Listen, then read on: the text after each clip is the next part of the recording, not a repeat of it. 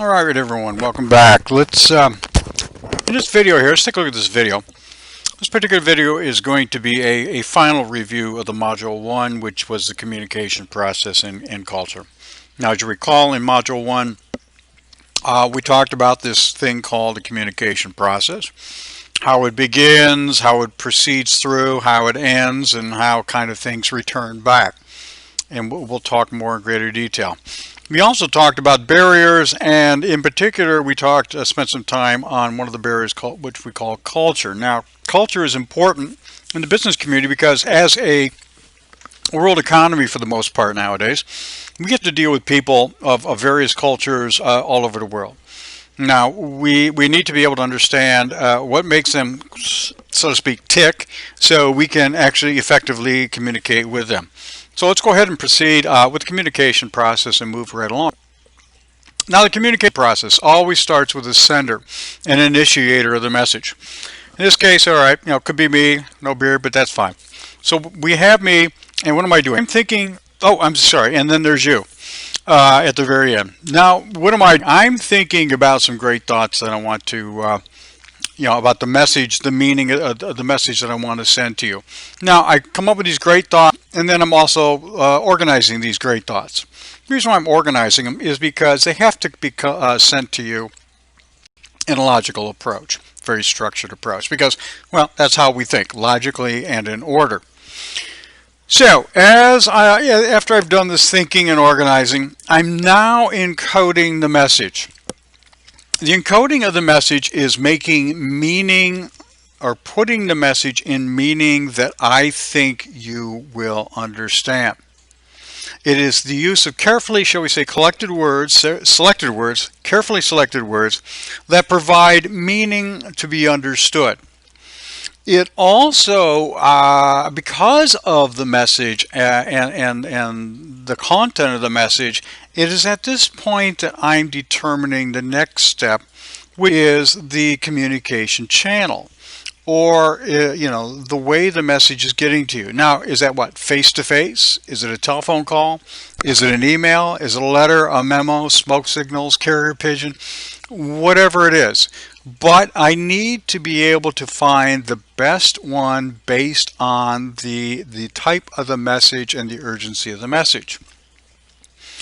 The next step is the decoding. And this is at the point where you receive the message. Now, what are you doing at this point? You are, thinking about the message, thinking about the meaning, thinking about the words, putting them into a meaning that you understand, and hopefully that I wanted you to understand. You are then putting them into some organized level so you can go through them in your mind, in your brain, and make, shall we say, a micro meaning and then an overall macro meaning. Again, the decoding is the translating of the message into meaning. Now, this does not, as we know, end the process. This is only like halfway through. What I need to do as a sender is that you received it, and hopefully you understand the message and the meaning of the message as I wanted you to. So what we do is we put in the feedback phase. Now, the feedback phase is what you as the receiver of the message is going to do. You're going to provide me with some idea that the message was first received and that it was understood. Now, there's some things that can occur. You're going to, where feedback may not necessarily, the lack of feedback may not necessarily mean no feedback, but could be feedback. Now, generally, the types of feedback you'll get are, yes, got the message, everything's good. Or if I initiated in my initial message said, only contact me if you have questions, and if you don't, that tells me the message was received. Now, there could be other reasons why. Maybe you're just upset and you don't want to respond back. That tells me something's wrong. That is actually a message, and I need to go back now and find out why I'm not getting anything back from you. So, again, the feedback is very important at this point in time. Now, unfortunately, it doesn't always work nice and neat. There are what we call barriers to communication. Now, barriers can be physical and otherwise. Now, barriers can also occur at any point during the process or at multiple points during the process. Barriers can be in my thinking process, they can be in my organizing process, they could be in the way I'm encoding the message or selection of the channel that I wanted. It could be in your decode. Maybe you're not interpreting it properly and or your organization of the interpretation is not correct. And finally, it's the feedback. There could be a barrier in the feedback. Now, there could be any number of reasons for these. There's also one which we really didn't talk about, but it could be the improper use of the message for the environment. And this one is what I'm calling about the context. Now, if it's a very formal message, you would usually make the context, the environment very formal. But if I made it during an informal gathering, something very formal, it probably would not work very well. So we need to keep these things in mind. Let's talk a little bit more about these barriers. Now, there are several of them. First of all are the physical barriers. And these are probably the ones you have the greatest control over. Physical barriers can be walls, could be doors, it could be distance, it could be anything that you can touch, taste, see, smell, and hear that could interfere with the process of communication. Now, we can overcome these barriers, certainly. Example, a physical barrier, doors closed, well, you open the door. And or you're too far away, you move closer. So those physical barriers are the ones that are easily fixable, lack of a better term. Next is emotional, which is internal. Emotional can be in both the sender and the receiver. So that's something we have to be aware of. Emotion distorts the meaning of the message, can distort the meaning of the message. It could be the sender using too much emotion, which distorts the actual meaning, where the receiver gets it and doesn't quite understand. Or it could be the other way around. The receiver has an emotional inference that does not want to interpret the message correctly. Perceptual. Generally, perceptual is what you think. Generally, the receiver thinks about the message, about the source of the message, about the environment, either positive or negative. And again, that can be an interference or barrier in the process. Gender. We talked to some degree about gender. Yes, there are still gender barriers. I don't think it's so much the concern about the glass ceiling and whatnot. I think it's just the way males and females are, quote, hardwired genetically, that we need to be aware of.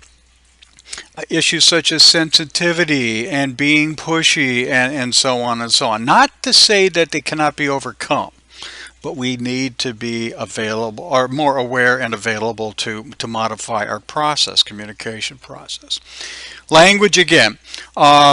Since we are a multicultural society, there's many languages.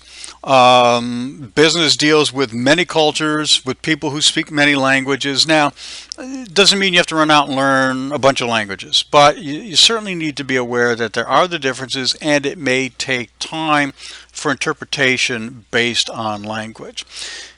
You also need to be very straightforward with the use of a language for someone who is not familiar with it. Slang, for example, is something we do not include because that can have many connotations which an individual just won't understand. Interpersonal. Interpersonal is your internal, how do you feel about yourself? How do you see the world? And so on.